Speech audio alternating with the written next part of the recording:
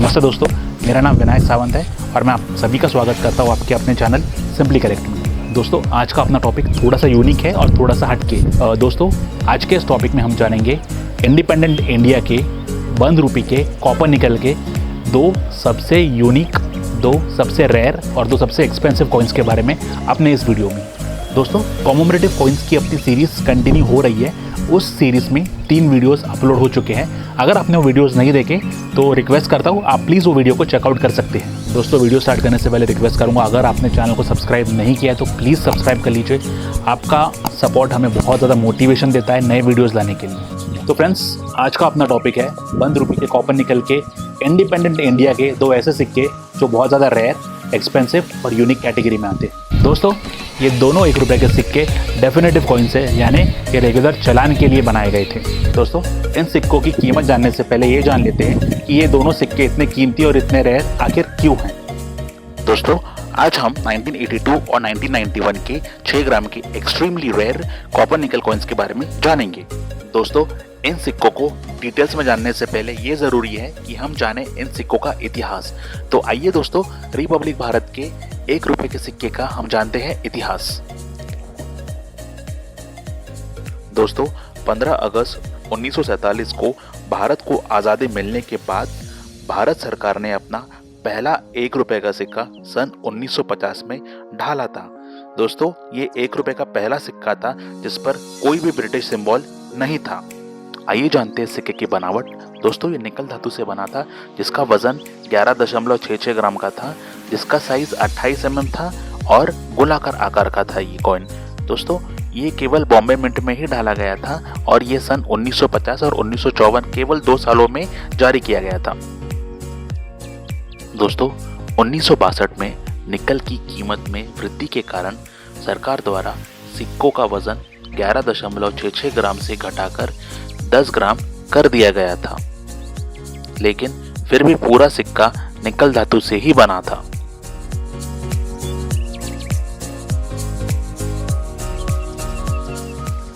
तो चलिए दोस्तों, इस 10 ग्राम के निकल के सिक्के के बारे में विस्तार से जानते हैं, जो सन 1962 और 1970 में जारी किया गया था। दोस्तों, ये सिक्का निकल से बना था जिसका वजन था 10 ग्राम, जिसका साइज था 28 mm और इसका शेप था गोलाकार।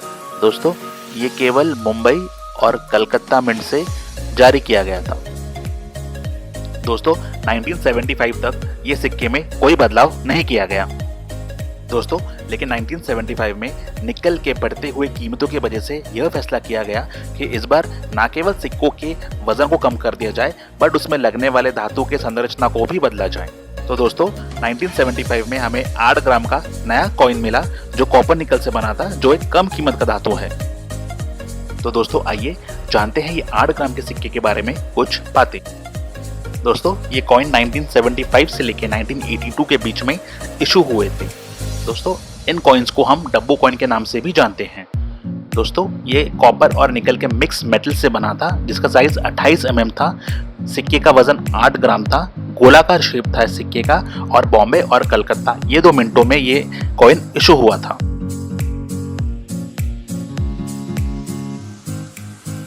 दोस्तों, 1950 से लेके 1982 के मध्य तक 1 रुपये के सिक्के के साइज में कोई भी परिवर्तन नहीं किया गया था। हम लोगों ने इस वीडियो में अब तक 1950 से लेकर 1982 के कॉइन्स देखे हैं जिनके साइज में कोई भी परिवर्तन नहीं किया गया है।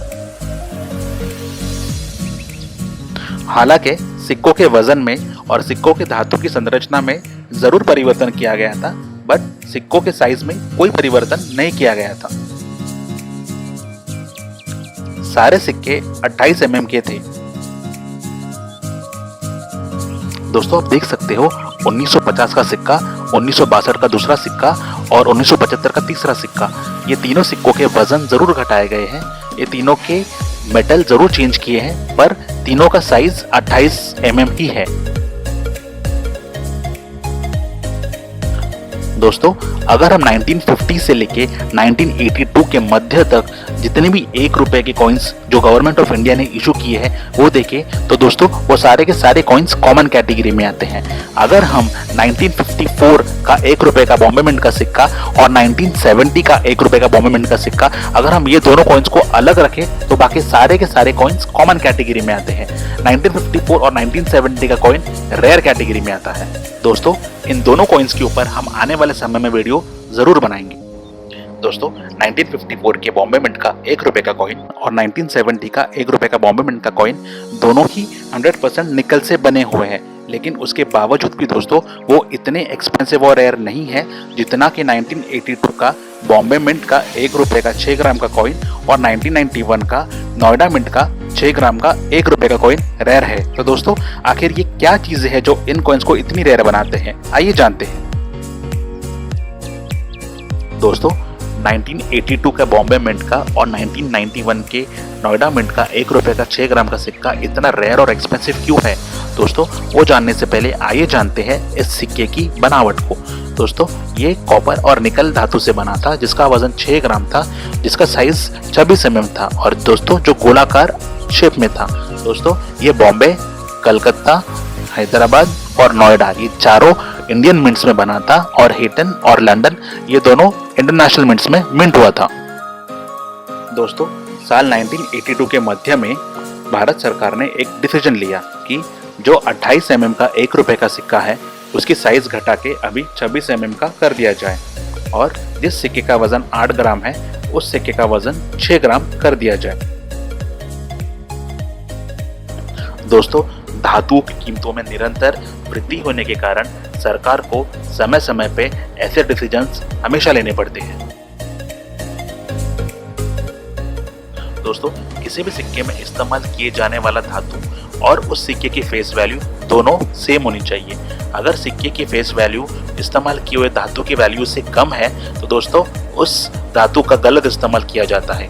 मान लीजिए आपके पास 1 रुपए का सिक्का है तो उसमें इस्तेमाल किया हुआ धातु की भी कीमत 1 रुपए ही होनी चाहिए, और अगर ऐसा नहीं हुआ तो दोस्तों लोग सारे सिक्कों को पिघला के उसका गलत इस्तेमाल करेंगे और सिक्के की ओरिजिनल वैल्यू और मेटल में कोई बैलेंस नहीं बन पाएगा। दोस्तों इसीलिए 1982 के मध्य में 8 ग्राम के सिक्के को घटा के 6 ग्राम का सिक्का कर दिया था ताकि बैलेंस मेंटेन रहे। दोस्तों हर सिक्का ढालने के लिए उसकी अलग एक डाई होती है। दोस्तों 1982 से पहले सारे सिक्के 28 mm के डाई में ढाले जाते थे, लेकिन 1982 के मध्य के बाद जो सिक्का लाया गया था वो 26 mm का था। तो दोस्तों उसके लिए एक नई डाई की ज़रूरत थी और वो डाई 1982 के मध्य के बाद गवर्नमेंट को अवेलेबल हुई थी। दोस्तों सिक्के ढालने का काम डाई मिलने के बाद ही पूरा हो सकता है। जब तक डाई अवेलेबल नहीं होगी तब तक सिक्के मिंट नहीं हो पाएंगे। दोस्तों जब भी भारत सरकार कोई नया सिक्का लाता है तो पहले उसे ट्रायल ज़रूर किया जाता है। दोस्तों ट्रायल करते वक्त कॉइन में कोई एरर है क्या नहीं, या कॉइन का मेटल कंपोजिशन बराबर है क्या नहीं, ऐसी बहुत सारी चीज़ें चेक होती हैं। प्रॉपर ट्रायल होने के बाद ही कॉइन को जनरल सर्कुलेशन के लिए मार्केट में उतारा जाता है ताकि मार्केट में जब कॉइन उतरे तब उसमें कोई दिक्कत ना आए। तो दोस्तों आइए देखते हैं आखिर ये 1 रुपए का 1982 का 6 ग्राम का कॉपर निकल का कॉइन इतना रेयर और एक्सपेंसिव क्यों है।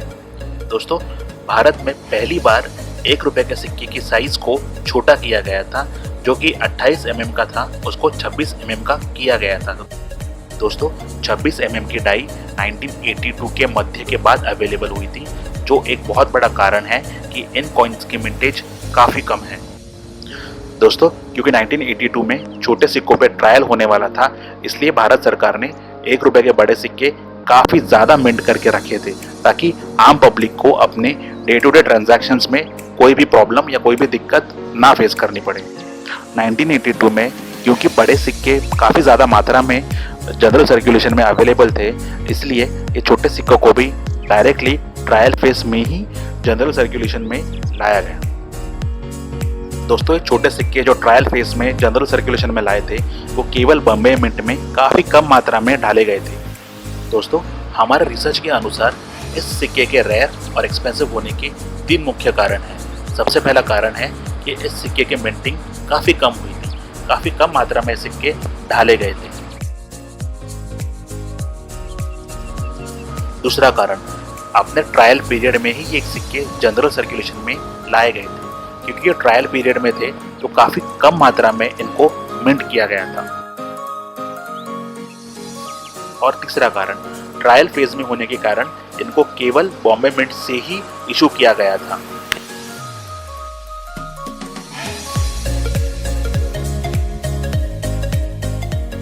दोस्तों, ये वो 3 मुख्य कारण थे जो 1982 के 1 रुपए के बॉम्बे मिंट के 6 ग्राम कॉपर निकल कॉइन को बनाता है एक्सट्रीमली रेयर। दोस्तों, अब सबसे इंपॉर्टेंट सवाल कि ये सिक्के की मार्केट वैल्यू या कीमत कितनी है। दोस्तों, ये सिक्का कई बड़ी ऑक्शन हाउस में काफी महंगे दामों में बिका है। जैसे आप देख सकते हैं, पहले ऑक्शन में ये सिक्का 15,000 में बिका जो वेरी फाइन कंडीशन में था। दूसरे ऑक्शन में ये बिका तकरीबन 20,000 में, वो भी वेरी फाइन कंडीशन में था। और दोस्तों, तीसरे ऑक्शन में ये बिका है 35,000 रुपए में, जो एक्स्ट्रा फाइन कंडीशन में था।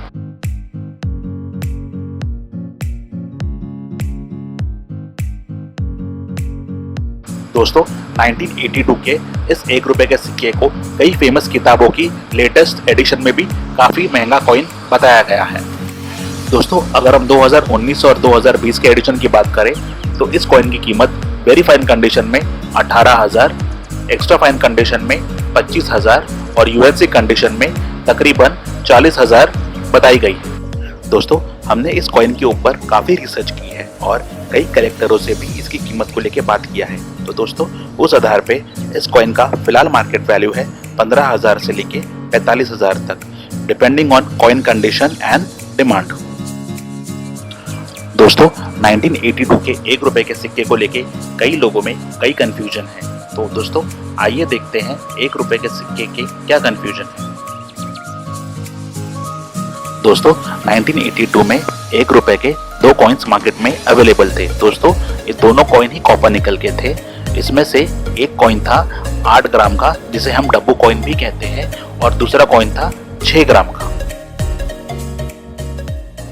दोस्तों, ये दोनों कॉइन्स का इमेज आप क्लियरली स्क्रीन पे देख सकते हैं। दोस्तों, बहुत से लोग ये 1982 के बड़े सिक्के को रेयर कॉइन मान लेते हैं, बल्कि वो रेयर कॉइन नहीं, वो एक बहुत कॉमन कॉइन है। दोनों ही बॉम्बे मिंट में आते हैं, लेकिन दोस्तों, ये जो बड़ा कॉइन है वो कॉमन कैटेगरी में आता है, और जो छोटा 6 ग्राम का कॉइन है दोस्तों, वो आता है एक्सट्रीमली रेयर कैटेगरी में।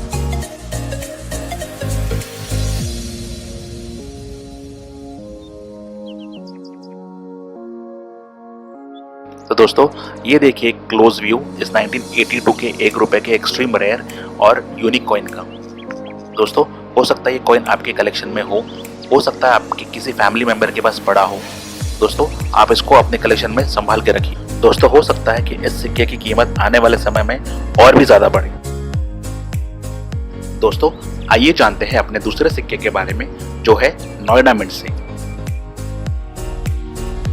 तो दोस्तों, आइए जानते हैं 1 रुपए Noida mint 6 gram copper nickel सिक्के के बारे में डिटेल्स। दोस्तों, ये कॉपर निकल से बना था, जिसका वजन 6 ग्राम था, इसका साइज 26 mm था, इसका शेप सर्कुलर था, और दोस्तों, ये एक्सट्रीमली रेयर कॉइन है। दोस्तों, ये कॉइन इतना रेयर और एक्सपेंसिव क्यों है, वो जानने से पहले हमें नोएडा मिंट के बारे में जानना बहुत ज्यादा जरूरी है। दोस्तों, नोएडा मिंट 1 जुलाई 1988 को स्टार्ट हुआ था। दोस्तों, उस समय सबसे लेटेस्ट टेक्नोलॉजी वाली आधुनिक मिंट थी। दोस्तों, इस मिंट में जर्मनी की लेटेस्ट मिंटिंग मशीन लगी थी। दोस्तों, इस मशीन से भारत में पहली बार फेरेटिक स्टेनलेस स्टील के कॉइन्स मिंट होने वाले थे। इसके बावजूद भी कॉपर निकल के कुछ कॉइन्स 1988 से 1991 तक नोएडा मिंट में मिंट हुए थे। दोस्तों, नोएडा मिंट ने 6 ग्राम के कॉपर निकल के 1 रुपए के सिक्के 1991 के अलावा 1988 से लेके 1990 तक मिंट किए थे। दोस्तों, ये तीनों साल के सिक्के एक्सट्रीमली रेयर कैटेगरी में तो नहीं आते हैं, बट रेयर कैटेगरी में जरूर आते हैं। तो दोस्तों, 1988 का मार्केट वैल्यू है 300 रुपए से लेके 500 रुपए तक, 1989 का मार्केट वैल्यू है 50 रुपए से लेके 100 रुपए तक, और 1990 का वैल्यू है 50 रुपए से लेके 100 रुपए तक। तो दोस्तों, हमारे रिसर्च के आधार पे 3 मुख्य कारण है जिसके वजह से 1991 का कॉइन इतना रेयर है। ये नोएडा मिंट से डाला गया था, जो उस समय का काफी नया मिंट था। दूसरा कारण, फेरेटिक स्टेनलेस स्टील के लेटेस्ट मशीन्स होने के कारण उसमें से कॉपर निकल के काफी कम कॉइन्स मिंट हो रहे थे। तीसरा कारण, पहली बार 1992 में नॉर्मल सर्कुलेशन के लिए फेरेटिक स्टेनलेस स्टील के कॉइन्स इशू होने वाले थे। नोएडा मिंट उसकी तैयारी 1991 से ही कर रहा था, इसलिए 1991 में बहुत ही लिमिटेड कॉपर निकल के कॉइन्स नोएडा मिंट से मिंट हुए थे। दोस्तों, ये सारे चीजों के कॉम्बिनेशन के कारण 1991 का 1 रुपए का नोएडा मिंट का सिक्का एक एक्सट्रीमली रेयर कॉइन की कैटेगरी में आता है।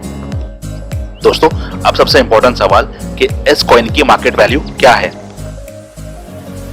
दोस्तों, ये कॉइन को लेके बहुत ज्यादा कंफ्यूजन था, क्योंकि पुराने एडिशंस के काफी बुक्स में ये कॉइन को मेंशन ही नहीं किया गया है, बट लेटेस्ट एडिशन जो 19 और 20 का है उसमें ये कॉइन को बहुत ही ज्यादा रेयर और बहुत ही ज्यादा एक्सपेंसिव कॉइन डिक्लेयर किया है।